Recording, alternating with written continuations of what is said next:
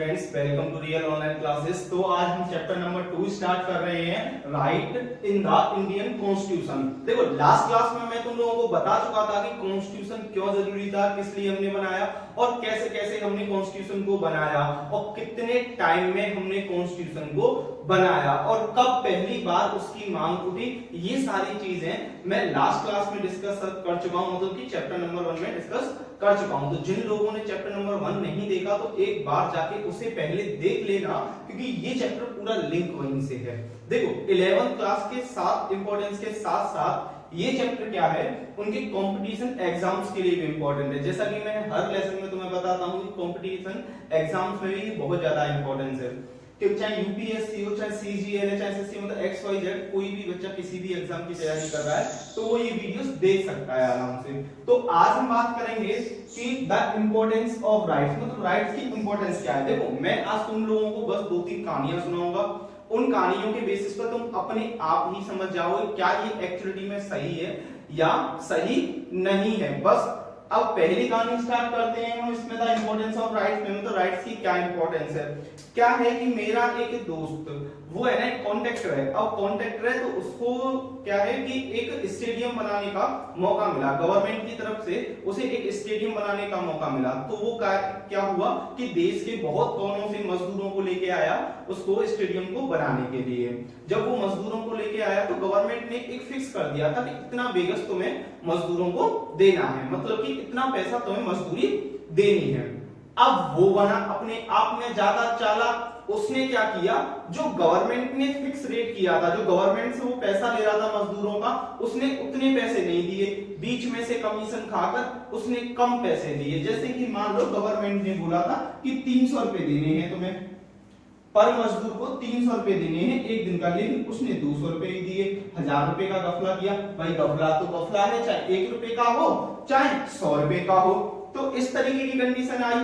जब ये सूचना पहुंची गवर्नमेंट के पास तो कोर्ट ने आदेश दिए कि जो मजदूर थे उनके साथ सही होना चाहिए, नहीं तो क्या हो रहा था, हमारा एक फंडामेंटल राइट वायलेंट हो रहा था। कौन सा, जो थर्ड फंडामेंटल राइट है, राइट अगेंस्ट एक्सप्लॉयटेशन, जो शोषण के विरुद्ध अधिकार का उल्लंघन हो रहा है, यहाँ पे वायलेंट हो रहा है अधिकार, तो वही वाली चीज आ रही है यहाँ पे। तो इसी तरीके से अब एक दूसरी कहानी पे चलते हैं। दूसरी कहानी में क्या चलते हैं, मैं परसों एक बड़े बूढ़े बाबा से मिला। अब बड़े बूढ़े बाबा थे तो मैंने उनसे पूछा, बाबा साहब आपकी शादी क्यों नहीं हुई। उन्होंने सोचते सोचते मुझे जवाब दिया, बेटा जब मैं जवान हुआ करता था। मैंने कहा अच्छा बाबा साहब आप भी जवान थे। वो हंस के बोले, बेटा हमारी भी एक उम्र थी। क्या था कि मैं 23-24 साल का था। जब मैं 23-24 साल का था तो क्या हुआ, तुझे सामने वाला घर दिखाई दे रहा है, मैंने हाँ दिखाई दे रहा है। वो बुड्ढा दिखाई दे रहा है, मैंने हाँ दिखाई दे रहा है। तो उन्होंने बताया मैंने इसका सिर फोड़ दिया था। मैंने क्या बात कर रहे हो बाबा साहब। उन्होंने बोला हाँ भाई, इसी बात पे मुझे पुलिस उठा कर ले गई। अब पुलिस उठाकर ले गई तो क्या था, उस टाइम पे मेरा एक पेच ढीला था, इन द सेंस कि उनके मेरे माइंड में थोड़ी सी दिक्कत थी, जिसकी वजह से पुलिस ने मुझे, कोर्ट ने आदेश दिया कि इन्हें ना उस हॉस्पिटल में भेज दो। तो मुझे हॉस्पिटल में भर्ती करा दिया। जब मुझे हॉस्पिटल में भर्ती करा दिया तो पुलिस वाले मुझे भूल ही गए कि कोई कैदी भी उनके यहाँ पे रहे। तो क्या हुआ कि उसमें जो डॉक्टर थे ना, जब मैं ठीक हो गया तो डॉक्टर थे ना जिससे उसके हॉस्पिटल थे, उन्होंने 2 बार पुलिस अधिकारी को लेटर लिखा कि भैया आपका कैदी ठीक हो चुका है, आप इसको ले जाकर मुकदमा चला सकते हो। लेकिन वो आए ही नहीं, मजदूर मानी ही नहीं ये बात, और मुझे फिर वहां से लेकर उसी में डाल दिया, जेल में डाल दिया। मतलब कोई मतलब ही नहीं है मेरे साथ, कोर्ट में मुझे पेश ही नहीं किया गया दोबारा। तो मेरे ना बड़ी दिक्कत हुई। फिर क्या हुआ कि कई साल बाद, मतलब 23-24 साल की उम्र थी उनकी, ठीक, अब 77 ईयर का जब मैं हो गया तब क्या है कि ह्यूमन राइट ऑर्गेनाइजेशन है, मानव ऑर्गेनाइजेशन जो होती है, मानव अधिकार ऑर्गेनाइजेशन, वो आई। अब उसने जब कैदियों के ऊपर सर्वेक्षण किया तो तब पाया कि मेरा केस तो कब का खत्म हो गया, फिर भी मैं जेल में रहा।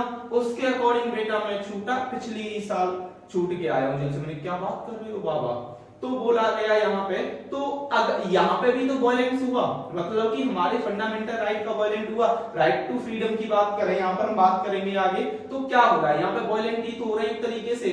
अब इन 2 एग्जांपल से तुम क्या समझ पा रहे हो कि एक में तो मजदूरों को वो नहीं दी और एक में क्या है पुलिस भूली गई नहीं, तो हमारे पास अगर राइट होते ही नहीं तो हमारे साथ कोई भी कुछ भी कर सकता था। मतलब कि हम किसी से बात ही नहीं कह सकते थे, कुछ कह ही नहीं सकते थे, कोई कुछ भी कर सकता था, अपनी मनमर्जी करता। मतलब कि जो लोग पावर में होते, जिनके ऊपर पावर होती, जिनके पास पावर होती, वो जो चाहते वही करते। जैसा कि मैं तुम्हें लास्ट क्लास में बता रहा था कि कॉन्स्टिट्यूशन में हमारे नियम, रूल एंड रेगुलेशन लिखे हुए हैं कि देश को किस तरीके से चलाना है। अगर उसके अंदर, उस कॉन्स्टिट्यूशन के अंदर किसी को फंडामेंटल राइट ही नहीं दिए जाते, मौलिक अधिकार ही नहीं दिए जाते, तो कैसे सबकी साथ सही होता? बात समझ आ रही है? तो ऐसी ही चीज, तो यहां पर हम बिल ऑफ राइट की बात करें तो वो एक क्या हुआ, एक नियम प्रणाली, मतलब कि एक नियम जहां रूल एंड रेगुलेशन लिखे हुए हैं वो बुक कॉन्स्टिट्यूशन कहला रही है। और वो नियम कैसे कि उन नियमों के बेसिस पे ही हम चल रहे हैं। अब हमें क्या है, अधिकार दिए गए हैं जिससे कि हम अपनी मौजूदगी रख सकें, कि हमारे साथ कुछ गलत वगैरह ना हो, इसके लिए हमें फंडामेंटल राइट्स दिए गए, मौलिक अधिकार दिए गए। अब कौन कौन से मौलिक अधिकार दिए गए हैं, कितने फंडामेंटल राइट है, उसके बारे में डिस्कस करते हैं।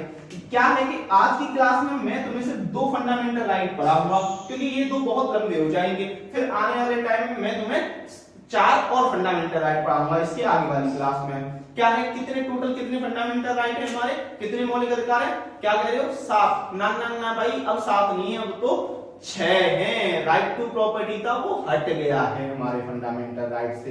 तो फंडामेंटल राइट में कितने राइट हमारे? 6 फंडामेंटल राइट। अब जल्दी से रिवाइज करते हैं, कौन कौन से तुमने 9th 10th में पढ़े होंगे, कौन कौन से? Right to equality, very good. Right to freedom, right against exploitation, right to freedom of religious, ठीक। और educational, cultural and educational right, और कौन सा है? Right to constitutional remedies. Clear यहां तक? तो 6 फंडामेंटल राइट। तो आइए हम स्टार्ट करते हैं पहला फंडामेंटल राइट। तो आप लोगों को जैसे कि दिखाई दे रहा है कि राइट टू इक्वलिटी, मतलब यहां देखो, जहां चीजें है ना शब्दों से क्लियर हो जाती हैं, बहुत ही सिंपल सा फंडा है, शब्दों से। राइट टू इक्वलिटी मतलब कि समानता का अधिकार, सब लोग इक्वल हैं। अब इसकी डेफिनेशन के बारे में बात करें तो डेफिनेशन क्या है कि कोई भी व्यक्ति है ना कि डिस्क्रिमिनेट नहीं किया जा सकता। डिस्क्रिमिनेट क्या, कि प्लेस के बेसिस पे, बर्थ के बेसिस पे और पर्सन के बेसिस पे, काले गोरे के बेसिस पे, या किसी को जैसे कि सेक्स के बेसिस पे। अब सेक्स की बात यहाँ पे मेल फीमेल की नहीं हो रही है, ये बात बहुत ज्यादा कंफ्यूजिंग होती है, सिर्फ मेल और फीमेल। जहां हम ट्रांसजेंडर्स की भी बात करते हैं वो भी इक्वल माने जाते हैं। अब 377 जब कोर्ट में लागू हुआ उसके बाद गे और लेस्बियंस को भी उसमें राइट दे दिया गया, तो वो लोग भी इक्वल है, उसको भी हम डिस्क्रिमिनेट नहीं कर सकते हैं। तो ट्रांसजेंडर्स की बात करें या 377 वालों की बात करें या हम बात करें मेल फीमेल की, तो सबको इक्वल माना गया है यहाँ पे। बात क्लियर यहां तक? अब बात करें प्लेस और पर्सन्स के बेसिस पे, जैसे कि मैंने तुम्हें लास्ट क्लास में बताया था, चलो लास्ट क्लास छोड़ो, यहां सुनो कि हमारा देश क्या है कि 28 स्टेट्स और 9 यूनियन टेरिटरीज को मिलाकर एक ग्रुप है। अब इस ग्रुप में ना हर ग्रुप का एक अलग कल्चर है, अलग ट्रेडिशन है, अलग लैंग्वेज है। अब इन सारे लोगों को मिलाकर ही तो एक ग्रुप बना है जिसको हम इंडिया कह रहे हैं। अब हर ग्रुप एक दूसरे ग्रुप से लड़ाई झगड़ा करता तो ये बड़ा वाला ग्रुप कैसे चलता, मतलब इंडिया कैसे चलता? तो यहां पर जैसे कि तुम मान के चलो कि लुंगी वाले अंकल थे तुम्हारी गली में घूम रहे, तुमने रोका अंकल रुक जाओ, वो रुक गए, बोले कि अंकल आप ऐसे नहीं घूम सकते। उन्होंने कहा क्यों नहीं घूम सकता? अंकल आप लुंगी पहनते हो और लुंगी साउथ की साइड में पहनते हैं, आप हमारे यहाँ नहीं पहन सकते। अंकल घुमा के गाल पर मारेंगे, बेटा ऐसा है ना कि हमारे कॉन्स्टिट्यूशन में मुझे भी मौलिक अधिकार हैं, और मेरे मौलिक अधिकार क्या है? राइट टू इक्वलिटी में बोला गया है कि देश में कहीं हम सबको इक्वल माना जाएगा, देश के जितने भी नागरिक है सबको इक्वल माना जाएगा। बात समझ आई? तो कोई तुम मुझे, अगर तुम मुझे रोकते हो लुंगी पहनने से, तो क्या है कि मेरे फंडामेंटल राइट वायलेट होंगे, जिसके थ्रू मैं आपके खिलाफ कंप्लेन कर सकता हूं। बात क्लियर यहां तक? जैसे ही तुमने गाना भी सुना होगा कि मैं काला राधा क्यों गोरी, इस तरीके का गाना, तो देखो गानों में डिस्क्रिमिनेट आ रहा है भैया, काले गोरे का भेद आ रहा है, बेसिस नहीं कर सकते हैं, उस पर हम मुकदमा लड़ेंगे कि भैया ऐसे काले गोरे का गाना क्यों बनाया उन लोगों ने। चलो ये तो थोड़ी मजाक रही। अब क्या है, यहां काले गोरे का भेद भी नहीं कर सकते, मतलब कि सारे लोग इक्वल हैं। बात समझ आई? चाहे प्लेस के बेसिस पे, पर्सन्स के बेसिस पे, रेसिज्म के बेसिस पे, सेक्स के बेसिस पे सब लोगों को इक्वल माना जाएगा। अब बात करते हैं कि इक्वलिटी बिफोर लॉ, मतलब कि कानून के सामने सब लोग इक्वल हैं। इक्वल कैसे हैं? जैसे कि मैंने बात करी कि मैं गरीब और मेरे पड़ोसी थे वो थे पैसे वाले। अब क्या हुआ, उन्होंने एक सामने वाले अंकल की चाम में ईंट मारी और उनकी सिर फूट गया। अब उनका सिर फूट गया तो पुलिस में गए, मेरे खिलाफ तो कंप्लेन हो गई, उनके बच्चे के खिलाफ कंप्लेन हुई नहीं। मैंने कहा ऐसा क्यों? बोला कि तुम गरीब हो, वो अमीर है, इसलिए कंप्लेन नहीं हो। मैंने कहा ऐसे कैसे भाई, दोनों के खिलाफ कंप्लेन होगी, क्योंकि राइट टू इक्वलिटी में क्या बोला गया, कानून के समक्ष सब लोग इक्वल हैं, कि कानून के सामने सब लोग इक्वल हैं, या पैसे वाला हो या गरीब हो। बात समझ आई? राइट टू इक्वलिटी में सबको इक्वल माना गया है। तो इसकी वजह से मेरे को जितनी मुझे सजा मिलेगी इतनी ही इसे भी मिलेगी। बात समझ आई? तो चाहे प्रधानमंत्री हो चाहे कोई भी हो, XYZ कोई नेता हो, कानून के समक्ष सबको इक्वल माना गया है। वो किसमें आ रहा है? हमारा राइट टू इक्वलिटी में। अब बात करें इक्वलिटी ऑफ अपॉर्चुनिटीज की। अपॉर्चुनिटीज की बात कैसे कर रहे हैं इक्वलिटी ऑफ अपॉर्चुनिटीज की, कि जो भी लोग हैं सबको इक्वल अपॉर्चुनिटी मिलनी चाहिए। इक्वल अपॉर्चुनिटी कैसे मिलनी चाहिए, कि जैसे मेल फीमेल की बात करें, मेल फीमेल की बात करें कि क्या है कि मेल भी उसी ऑफिस में काम कर रहा है और फीमेल भी उसी ऑफिस में काम कर रही है, लेकिन क्या हुआ कि फीमेल थी उसको पैसा कम मिल रहा था, मेल को ज्यादा मिल रहा था। तो क्या हुआ, इक्वल तो ना, पोस्ट तो एक ही है, एक ही ऑफिस में, ऐसे कैसे कर सकते हैं? तो इक्वलिटी अपॉर्चुनिटीज भी इक्वल ही होनी चाहिए। अब यहाँ पर एक मुद्दा आएगा, तुम लोग बोलोगे सर इक्वल की बात कर रहे हो आप तो अपॉर्चुनिटी की, लेकिन रिजर्वेशन कहाँ लगता? अरे भैया लगता है, रिजर्वेशन को भी इक्वल ही माना गया है, क्योंकि आर्टिकल 16 के 4 में बोला गया था कि ये लोगों को इक्वल ही माना जाएगा। रिजर्वेशन को, SC ST को रिजर्वेशन दिया गया था, वो डॉक्टर भीमराव अंबेडकर ने इसलिए दिलवाया था कि उनकी कंडीशन थोड़ी बेटर हो सके। बात समझ रही? तो अब तक है उसकी थोड़ी हमारी ही पॉलिटिशियन पार्टीज की कमी है, जो उन्होंने अब तक रिजर्वेशन को रखा है। वैसे रिजर्वेशन अब तो हट जाना चाहिए था। मैं कोई कास्ट के खिलाफ नहीं, किसी के खिलाफ नहीं, बट जो रियलिटी है वो रियलिटी है। मैं तो बुक्स की बात बोल रहा हूं भाई, तो कोई अपनी कास्ट या किसी चीज पे मत ले जाना, मेरे लिए सारे लोग इक्वल हो। अब बात करें कि अनटचेबिलिटी। अनटचेबिलिटी क्या है, कि जैसे तुम गांव वगैरह में जाते होंगे, जब तुम गांव वगैरह में जाते होंगे तो तुम देखते होंगे जैसे गांव में तुम घुसे, कुछ लोग ऐसे हैं जिनसे मम्मी मना कर देती है, दादी मना कर देती है, इनसे मत चुलना, मतलब कि तुम टच मत हो जाना, अगर तुम टच हो गए तो क्या होगा, तुम्हें नाना पड़ जाएगा। इस तरीके के जो मिथ बने हुए हैं ना हमारी सोसाइटी में, ये बहुत ज्यादा गलत है। ऐसी चीजें तो होनी ही नहीं चाहिए, क्योंकि कास्ट के बेसिस पे हम किसी को जज नहीं कर सकते और कास्ट के बेसिस पे हम उसको टचेबिलिटी नहीं कर सकते। क्या है कि पहले जब देश आजाद नहीं हुआ था तो हमारे साथ ये सारी चीजें बहुत ज्यादा हो रही थी। बहुत ज्यादा कैसे, कि उसके खिलाफ हम किसी, जैसे लोअर कास्ट की बात करें तो लोअर कास्ट का व्यक्ति अगर अपर कास्ट के साथ भी कुर्सी पर भी बैठ जाता था ना तो उसे भी पीट दिया जाता था कि तेरी हिम्मत कैसे हुई कि तू मेरे बराबर बैठ गया। बात समझ आई? तो अगर वो बैठ गया तो क्या हुआ, अब नहीं कह सकते उससे कि कुछ, क्योंकि हमें मौलिक अधिकार है, फंडामेंटल राइट है राइट टू इक्वलिटी में, कि टचेबिलिटी को नहीं मानेंगे। अगर तुमने टचेबिलिटी को माना तो क्या होगा कि तुम्हें जेल हो सकती है। बात समझ आ रही है? तो अच्छा मजा आ रहा है तुम लोगों को? अच्छा मजा आ रहा है तो स्माइल करते रहो और वीडियो को लाइक कर दो। अच्छा लाइक हो गई? होगी लाइक? चलो फिर अब क्या है, जैसे कि तुम एक दुकान पे गए, तो दुकान पे जाने है ना, तुमसे पूछा कौन सी कास्ट हो बेटा, कास्ट पूछी, तुमसे कहा कि तुम साइड में खड़े हो जाओ, तुम कौन सी कास्ट, अच्छा तुम अंदर आ जाओ, मतलब कि लोअर कास्ट को पीछे रख दिया, अपर कास्ट के को पहले सामान दे दिया। ऐसा नहीं कर सकते। दुकान, रेस्टोरेंट, जितने भी सिनेमा घर वगैरह, कहीं भी सबको इक्वल माना जाएगा, क्योंकि जब देश आजाद नहीं हुआ था उससे पहले क्या था कि वहां काले, मतलब अंग्रेज क्या है हमारे साथ, हमें बहुत ज्यादा मोलेस्ट करते थे।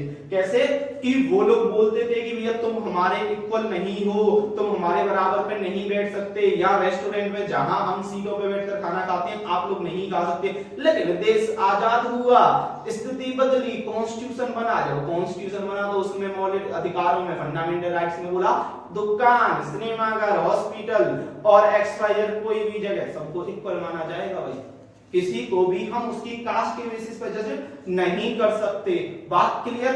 अब बात करें रिलेशन ऑफ टाइटल्स की। टाइटल्स की बात करें, राजकुमार, राजकुमारी, मेरे कुंवर साहब, जैसे घर पे बोलती ना आए मेरी राजकुमारी बेटी, राजकुमार बेटा, तो राजकुमारी, राजकुमार, अब कोई टाइटल नहीं लगा सकते। महाराज, राजा, कोई टाइटल नहीं लगा सकते। सिर्फ दो टाइटल हो सकते हैं, एक तो डिफेंस का टाइटल होता है और एक होता है हमारे जो सर्विस में टाइटल है उनका, और एक होता है जो एजुकेशन के बेसिस पे टाइटल मिला है। जैसे कि मैंने पीएचडी करी, पीएचडी के बाद मुझे डॉक्टर का टाइटल मिला है, तो मुझे उससे कोई छीन नहीं सकता। अदर जो भी टाइटल होंगे, जैसे विधायक बन गए और प्रधान बन गए, प्रधान चौड़ में घूम रहे हैं कि हम प्रधान है, चुनाव हारने के बाद बोलते हम प्रधान, अरे नहीं भैया, तुम टाइटल नाम के साथ नहीं जोड़ सकते हो प्रधान को। हाँ ठीक है, तुम्हें टाइटल सिर्फ 5 साल के लिए मिला था, अब तो तुम हार गए, ठीक। तो यहाँ टाइटल्स को लेके नहीं चल सकते, ऐसे कि वीरों के वीर, वो सिर्फ महाभारत रामायण में हुआ करता था, अब नहीं होंगी ये सारी चीजें। तो क्या है कि सब लोगों को इक्वल माना जाएगा। ये तो रहा हमारा राइट टू इक्वलिटी का। क्लियर हुई चीज है। अगर कोई डाउट रहता है तो आप फ्री हैं, बिल्कुल कमेंट सेक्शन में पूछो, कोई भी परेशानी नहीं होगी, कमेंट सेक्शन में पूछो, मैं आंसर करूंगा सारी चीज का। अब बात करें right to freedom. Right to freedom मतलब स्वतंत्रता का अधिकार, स्वतंत्रता का अधिकार, राइट टू फ्रीडम की मैं बात करूं, राइट टू फ्रीडम में हम कहीं भी आ जा सकते हैं। आ जा सकते हैं मतलब कि मैं जा रहा हूं, अब रात का समय मेरा मन नहीं लग रहा, मैं बगल वाले अंकल के घर में कूद गया, अंकल के घर में कूद गया, अंकल एक साथ उठे, अंकल ने बोला ये कौन गया, छत पे आई, बोला तू क्या कर रहा है, तो आप बोला अंकल मैं आ गया। अरे बोले क्यों आया? हमारे सर ने बताया था कि राइट टू फ्रीडम है, हम कहीं भी आ जा सकते हैं। अंकल जो गाल पे बजाएंगे ना बेटा बहुत जोर से, क्यों? क्योंकि उसका ये है कि हाँ फंडामेंटल राइट है कि आ जा सकते हो, लेकिन किसी की पब्लिक प्रॉपर्टी प्राइवेट प्रॉपर्टी पे नहीं जा सकते। रेस्ट्रिक्शन एरियाज होते हैं वहां पर नहीं जा सकते। अगर किसी की प्राइवेट प्रॉपर्टी है उस पे नहीं जा सकते। अगर ऐसा होता तो चोर घर में कूद जाता और वो कहते तू कैसे आया, बोलते अरे फंडामेंटल राइट अंकल भूल गए क्या, right to freedom. Right to freedom में बोला है कोई व्यक्ति कहीं भी आ जा सकता है, तो मैं ऐसे ही आ गया, आप मेरे को मुकदमा नहीं कर सकते। तो यही वाली चीजें होती हैं। तो ये सारी चीजें क्या है कि हम कहीं भी आ जा सकते हैं। प्रोटेक्शन ऑफ राइट, राइट्स को प्रोटेक्ट करना। हमारे प्रोटेक्शन ऑफ राइट कैसे बात कर रहे हैं कि भाषा और अधिकार, देखो भाषा यहाँ बात करेंगे हम यहाँ, हाँ राइट प्रोटेक्शन ऑफ राइट। जैसे लैंग्वेज की बेसिस पे बात करें, लैंग्वेज क्या क्या हम किसी से कुछ भी बोल सकते हैं। कुछ भी बोलने का मतलब ये नहीं है कि तुम चौराहे पे आज ही चले जाओ, वीडियो देगी हाँ सर ने बताया किसी से कुछ भी कह सकते हैं। अब निकलो अंकल बात, अपने बेटे को निकालो और उसके बेटे से बोल रहे अंकल तुम्हारे बेटे की जैसी की तैसी, तैसी की वैसी। ना ना ना ना ये चीज नहीं होगी भाई, जैसी की तैसी नहीं कर सकते। क्यों नहीं कर सकते? उसका एक रीजन है कि तुम किसी को वो वर्ड नहीं बोल सकते जिससे कि वो व्यक्ति हर्ट होता है। तुम्हारे बोलने से मतलब कि तुम्हारी फ्रीडम से अगर किसी व्यक्ति के फंडामेंटल राइट्स जाते हैं तो उसके पास भी अधिकार है आपके खिलाफ कंप्लेंट करने का। तो यहाँ क्या है कि हमारे फंडामेंटल राइट हमारे तक ही सीमित रहते हैं, हम किसी दूसरे व्यक्ति के फंडामेंटल राइट्स को वायलेट नहीं कर सकते। और देखो एक राइट ये है ना प्रेस, पूरे कॉन्स्टिट्यूशन में ढूंढ लेना राइट टू प्रेस कहीं नहीं मिलेगा तुम्हें, मीडिया की आजादी कहीं नहीं मिलेगी, पूरे कॉन्स्टिट्यूशन में ढूंढ लेना, क्योंकि ये इसी में दे दी गई। मीडिया की आजादी कैसे दे दी गई? यहाँ पर उन्होंने बोला है कि मैं क्या बोल रहा था कि मैं किसी अपने व्यूज बोल सकता हूं, एक्सप्रेस कर सकता हूं। एक और चीज यहाँ क्या है कि मेरे व्यूज को और मेरी बात को कोई दूसरा व्यक्ति कह सकता है। मीडिया क्या करती है? हमारे ही व्यूज को या हमारी ही प्रॉब्लम्स को तो कहती है। तो यही मीडिया राइट टू प्रेस यहीं पर आ गया स्पीच में ही। अब बात करें राइट टू स्पीच कोई अलग से नहीं है, ये सिर्फ राइट टू फ्रीडम का ही एक सब पार्ट है। अब आगे बात करें कि ऑफेंस रेस्पेक्ट ऑफ कौन, ये ऑफेंस वगैरह हो गया। अब बात करें कि पर्सनल लायबिलिटी, पर्सनल लायबिलिटी की बात करें, हमारी जो पर्सनल लाइफ होती है उसमें कोई कुछ नहीं कर सकता। पर्सनल लाइफ क्या है कि जैसे कि मैं शॉर्ट्स पहन के घूमूंगा तो मुझे अरे तू कैसे शॉर्ट्स पहन के घूम रहा है, ये सारी चीजें कोई कुछ कर नहीं सकता। ये सारी चीजें भी आती हैं। और क्या है कि हम आगे बात करें इस चीज में, जैसे राइट टू एजुकेशन का होना, राइट टू एजुकेशन का होना कि सबको एजुकेशन का राइट है। कोई ऐसे कि छोटा सा बच्चा पढ़ने जा रहा है उसको तुमने रोक लिया, आओ नहीं जाएगा पढ़ने, उसने बोला क्यों? बोले कि नहीं तुझे नहीं पढ़ने देंगे हम। तो बोला जाओ ये right to education, right to freedom, मैं अभी कंप्लेन कर रहा हूं तुम्हारे नाम पे, लाओ 112 में लाओ। वही वाली चीज, बात समझ आ रही है तुम्हें? तो यही चीज, और एक और चीज क्या है, तुमने सूटेबल सा मूवी देखी है?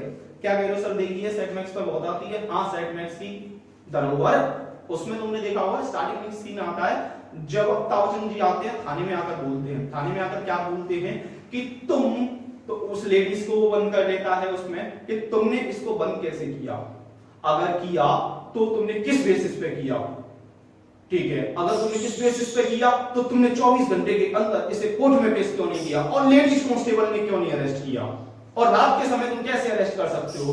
मतलब कि कोई अपराध वगैरह हुआ तो उसको भी तुम एक साथ नहीं कर सकते कुछ भी। और एक और चीज क्या है कि जैसे किसी व्यक्ति को हम पकड़ सकते हैं, क्या है कि जब तक अरेस्ट वारंट नहीं होगा तब तक हम किसी व्यक्ति को नहीं पकड़ सकते। पुलिस आई, उसने बोला हाँ खड़े जाओ, हाँ चलो जेल में, आपने बोला क्यों ये चले, अरेस्ट वारंट है, उसने कहा नहीं है, तो फिर कैसे पकड़ के ले जा रहे हो? और क्या है, इसी में बोला गया अगर कोई देशद्रोह के मतलब कि तुम पे कोई शक होता, शक क्या होता कि उसे लगता कि तुम कुछ बड़ा देश के आहित करने जा रहे हो, तो देश को हाइड करने वाले हो या देश के लिए बॉम्ब वगैरह प्लान कर रहे हो, तो तुम्हें जेल में रख सकते हैं वो लोग, सब तुम्हें बिना अरेस्ट वारंट के ले जा सकते हैं सिर्फ पूछताछ के लिए, और उसमें कुछ दिन रख भी सकते हैं जेल में। ये सारी चीजें आई। अब क्या है कि जैसे मैंने चोरी भी करी थी और मैंने एक व्यक्ति को गाल पे भी लगा दिया, दोनों कंप्लेंट थी मेरे नाम पे, अब दोनों कंप्लेंट थी तो एक समय पे सिर्फ एक ही सजा दी जाएगी। ऐसा नहीं है कि उसमें मेरे में ना बहुत सारी सजा बोला कि पहले इसे गर्म तेल में उबालो, गर्म तेल में उबालने के बाद जो इसमें फिर कोड़े बरसाने के बाद इसे फांसी लगा, ना ना ना ना, एक उसके लिए एक ही सजा। अब यहाँ जुर्म के लिए जैसे कि मैं जेल से छूट के आया, मैंने एक व्यक्ति को मारा था, अब दोबारा पकड़ लेगी पुलिस, हाँ तुम्हें सजा मिली, अब चलो दोबारा तुम्हें सजा मिलेगी, अरे नहीं नहीं नहीं, एक टाइम पे एक केस के लिए सिर्फ एक बार ही सजा मिल सकती है। एक और ट्रिक बताता हूँ तुम्हें, ट्रिक क्या है, एक और चीज बताता हूँ, क्या है कि तुमने बहुत सारी मूवीज वगैरह में देखा होगा कि तुम्हें जबरदस्ती पीट के है ना, पुलिस है ना वो गलवा लेती है कि हाँ मैं नहीं किया। जैसे मैंने किसी का कत्ल किया, उसने बोला कि मुझे पीट रहा है, मैंने पीट के कहा कि हाँ मैंने ही किया है।